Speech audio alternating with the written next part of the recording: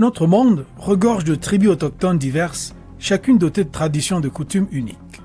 Certaines sont si isolées que nous connaissons à peine leur existence. Ces peuples perpétuent souvent des modes de vie inchangés depuis des siècles, offrant un aperçu précieux de l'histoire humaine et de sa capacité d'adaptation. De la mystérieuse tribu des Moken aux marcheurs de la nuit, nous allons explorer leurs origines, leurs caractéristiques singulières et les récits qui entourent leur existence. Découvrez 15 tribus les plus effrayantes que vous n'aimeriez pas croiser. Numéro 15. La tribu Moken. Les Moken forment un groupe austronésien fascinant qui mène depuis des siècles une vie semi-nomade le long des côtes de la Thaïlande et du Myanmar. Dans une région spectaculaire appelée l'archipel de Mergui, revendiquée par les deux pays, vivent environ 23 000 Moken. Leurs ancêtres seraient venus du sud de la Chine il y a environ 6 000 ans. Ils se sont progressivement installés sur différentes îles d'Asie du Sud. Les Moken dépendent de la mer pour se nourrir et leur principal moyen de subsistance repose sur la chasse et la cueillette. Ils parlent une langue distincte appelée le Moken et leur culture est aujourd'hui préservée par environ 1500 personnes. Toutefois, leur population diminue en raison de nouvelles lois. Ces réglementations compliquent leur mode de vie nomade et, pour s'adapter, les enfants Moken fréquentent désormais des écoles classiques où les traditions se mêlent à l'enseignement moderne. Sur les îles Surin, nombre d'entre eux vivent encore selon les coutumes ancestrales, utilisant des outils tels que des lances et des filets pour pêcher. Récemment, ils ont commencé à vendre le fruit de leur récolte sur les marchés locaux afin d'obtenir des denrées de base. Grâce à leur connaissance exceptionnelle du milieu marin, on les surnomme les gitans de la mer. Leur capacité de plongée impressionnante, comme voir clairement sous l'eau et retenir leur souffle longtemps, ont même été étudiées par des scientifiques. Malgré les défis contemporains, leur lien profond avec la mer continue de façonner une communauté unique et résiliente. Numéro 14. La tribu des Asmat. Imaginez une tribu vivant au cœur des forêts de mangroves de Papouasie-Nouvelle-Guinée, la deuxième plus grande île du monde. Ce peuple, connu sous le nom d'Asmat, compte environ 65 000 personnes réparties en villages d'environ 2000 membres chacun. La tribu Asmat est tristement célèbre pour la pratique choquante de la chasse aux têtes. Ils traquaient des êtres humains et consommaient leur chair et leur cerveau, utilisant les crânes de leurs victimes comme objets cérémoniels, mais aussi comme oreillers, trophées et même cuillères. Ils croyaient qu'en consommant quelqu'un, ils pouvaient absorber sa force et son essence. La tribu Asmat possède un riche patrimoine culturel, comme en témoigne leur statue en bois finement sculptée. Leurs œuvres sont aujourd'hui conservées dans des musées du monde entier. Leur tradition reposait sur la croyance qu'ils provenaient d'une forêt sacrée. Le cannibalisme constituait un acte rituel au sein de la tribu, structuré par un système de noms particuliers. Les cannibales ne portaient pas de nom individuel. Ils adoptaient celui de leurs victimes. Ainsi se créait un cycle où le consommé devenait le consommateur.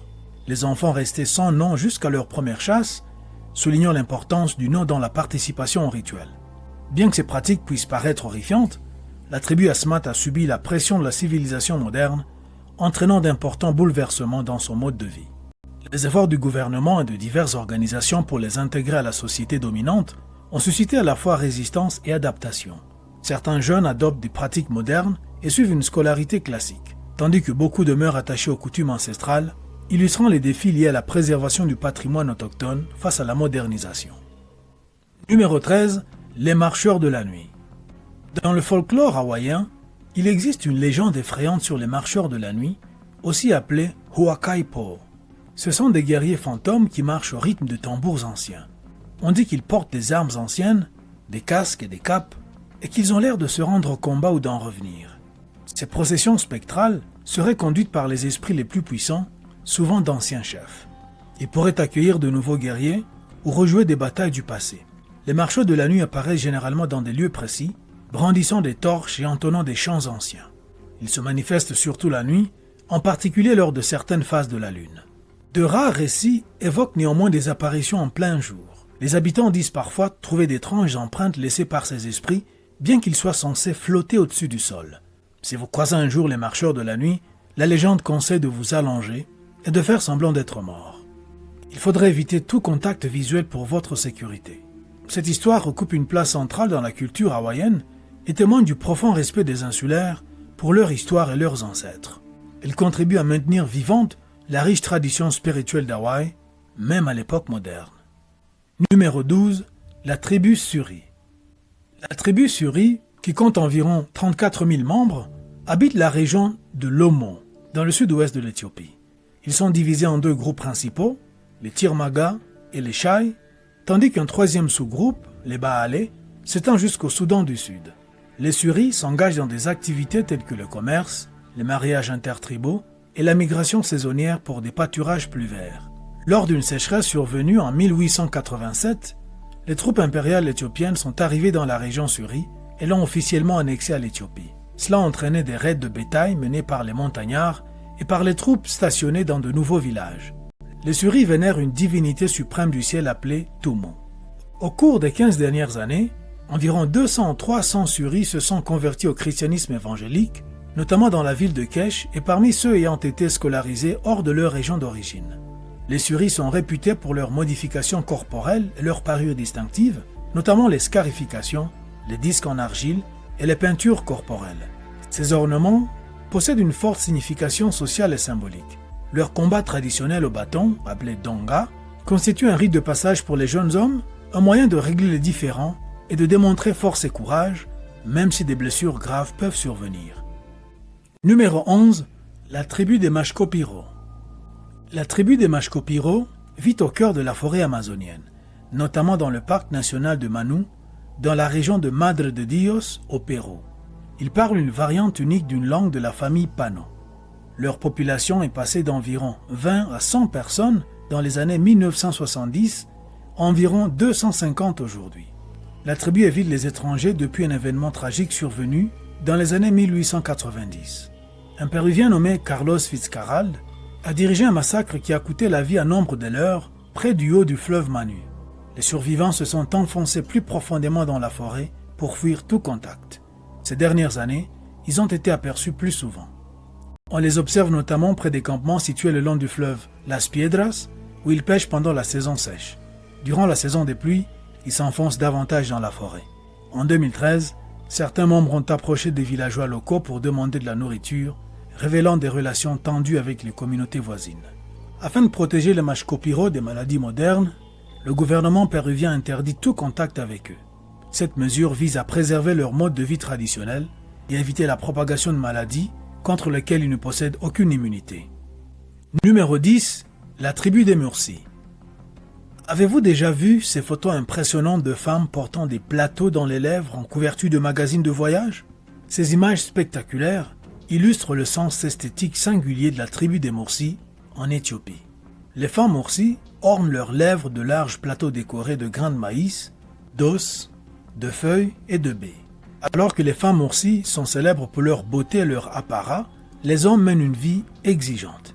Ils sont porteurs d'un virus contracté en se battant avec des hyènes et sont constamment en mouvement pour l'eau et le territoire, s'affrontant souvent avec des tribus rivales. Malgré cette difficulté, les Mursi ont transformé leur apparence distinctive en stratégie de survie. Ils accueillent les touristes et gagnent de l'argent en posant pour des photographies. Les hommes exhibent fièrement leurs armes au bord des routes, prêts à négocier un tarif pour chaque cliché. L'histoire des Mursi est celle d'une grande résilience et d'un sens aigu de l'adaptation dans un monde qui valorise l'originalité culturelle. Chaque photo devient une forme de spectacle local, transformant la rencontre culturelle en moyen de subsistance. Numéro 9. Les chasseurs à l'aigle kazakh.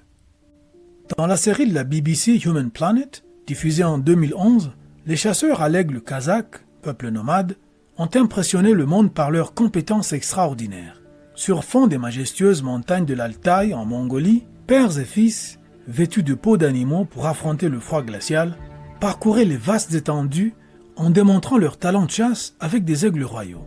Ces chasseurs tenaient des aigles royaux aux yeux bandés, les bras tendus. Une fois les bandeaux retirés, les oiseaux s'élevaient dans le ciel dans une danse spectaculaire avec leurs partenaires humains. Les aigles plongeaient ensuite avec une précision remarquable pour capturer leur proie. Les Kazakhs pratiquent la chasse à l'aigle depuis des siècles. Leur histoire remonte à l'époque de Gengis Khan et Marco Polo les mentionnait dès le XIe siècle. Ce lien profond entre les humains et les prédateurs est également documenté par d'anciennes peintures rupestres de l'âge du bronze. Aujourd'hui, les chasseurs à l'aigle kazakh accueillent les visiteurs qui veulent découvrir leurs traditions anciennes. Cela offre une chance de voir de ses propres yeux le lien fort entre ces chasseurs des temps modernes et leurs oiseaux majestueux. Numéro 8. La tribu Akunzu. Au cœur de la forêt amazonienne du Brésil vit la petite tribu Akunzu. Il ne reste que 3 personnes sur un minuscule territoire forestier. Bien que le gouvernement reconnaisse et protège leur territoire, d'immenses ranchs de bétail envahissent les forêts tropicales autrefois florissantes qui les entourent. Autrefois, les ancêtres des Akunzu partageaient cette vaste région avec d'autres tribus. Aujourd'hui, ils sont confinés dans un espace restreint cerné par des ranchs, ce qui menace leur mode de vie. Pourtant, ils continuent de faire vivre leurs traditions.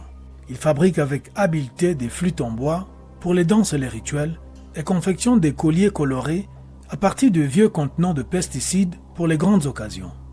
Au lieu des colliers de coquillages traditionnels, ils peignent leur corps avec des teintures rouges vives provenant de plantes. La résilience des Akunzu est un témoignage de la force de leur esprit.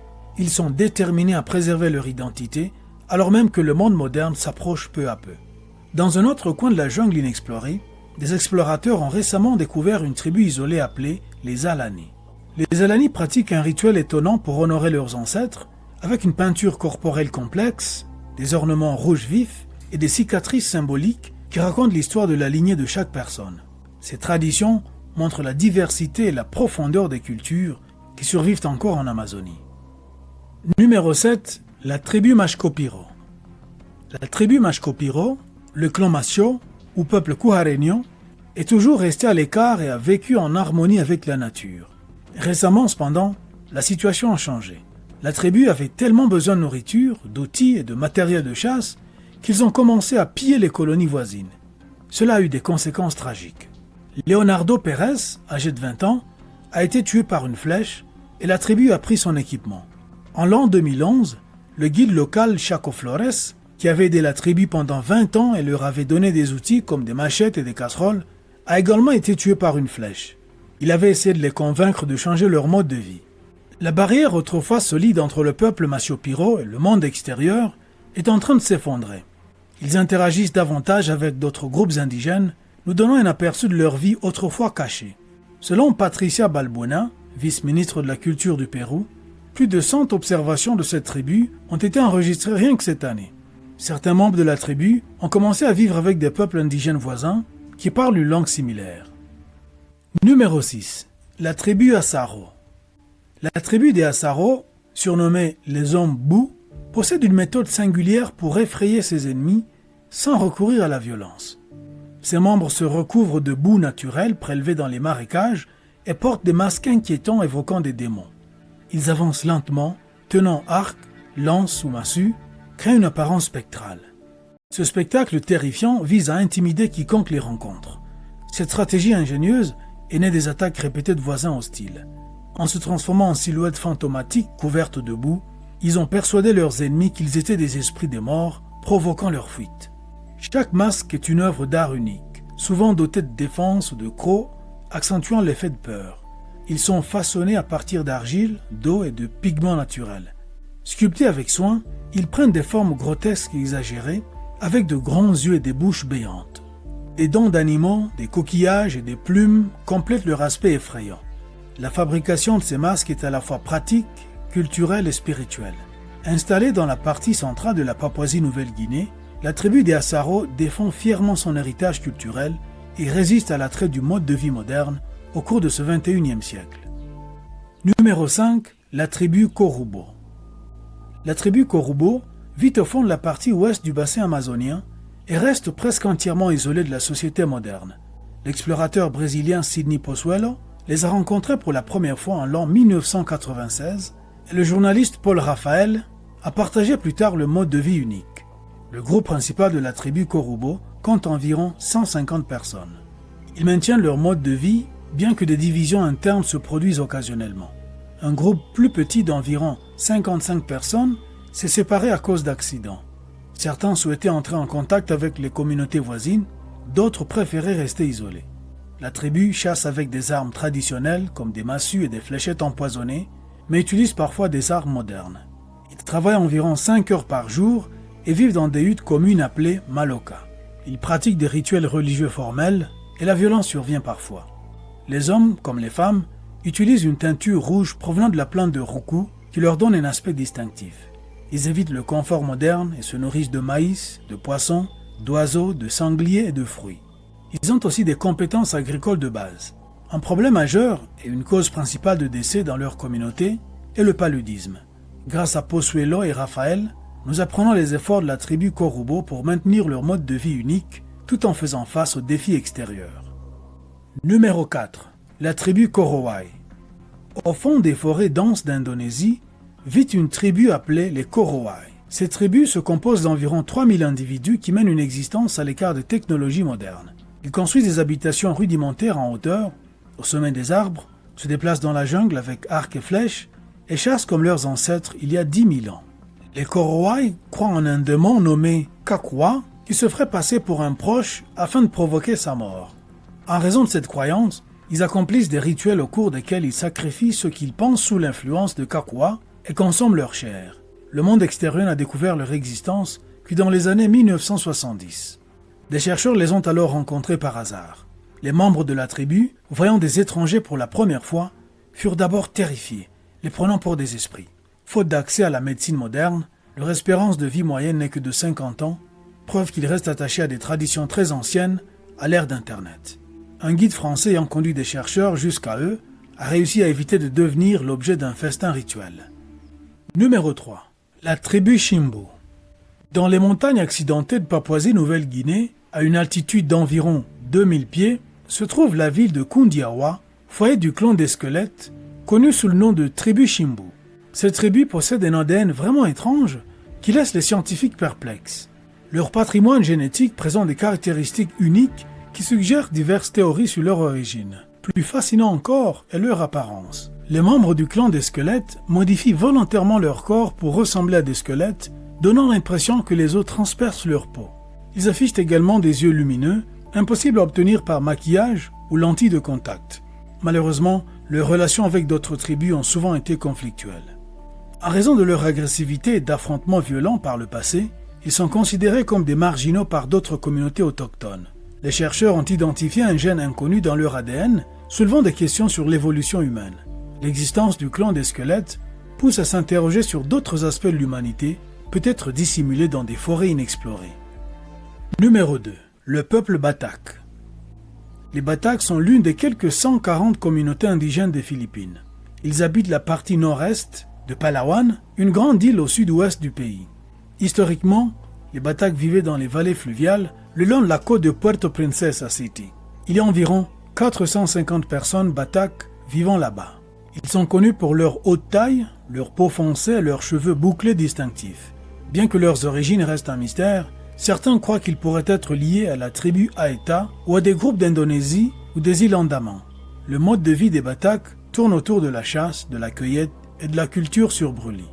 Ils échangent des produits forestiers et des ressources naturelles avec les communautés côtières de Palawan contre des produits manufacturés. Contrairement à certaines tribus isolées, les Batak sont ouverts au contact avec les étrangers. Les hommes aident souvent les groupes voisins dans leurs activités agricoles, comme la récolte et le désherbage. Ils participent également à l'économie locale grâce au tourisme. Numéro 1. La tribu des Sentinelles.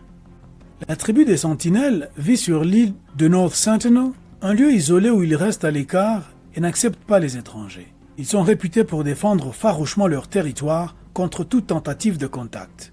Par exemple, en 1974, un réalisateur de National Geographic a tenté de tourner un documentaire sur eux, mais a été attaqué. Ils ont même tiré des flèches sur un appareil indien survolant leur île, preuve qu'ils refusent toute intrusion. Au XIXe siècle, les Britanniques ont essayé de prendre le contrôle de l'île, mais ont rencontré une résistance farouche. Aujourd'hui, on estime que 50 à 150 sentinelles vivent sur l'île. Leur isolement est à la fois une protection et une vulnérabilité. Il les préserve du monde extérieur, mais les rend extrêmement sensibles aux maladies. Ils ne possèdent aucune immunité contre les infections que nous pourrions introduire. C'est pourquoi tout contact pourrait apporter des virus mortels capables d'anéantir la tribu entière. Laquelle de ces tribus vous a le plus surpris? Dites-le nous dans les commentaires. Si vous voulez regarder plus de vidéos que nous avons préparées pour vous, cliquez sur l'une d'entre elles à l'écran ou consultez la chaîne. Merci d'avoir regardé. À la prochaine.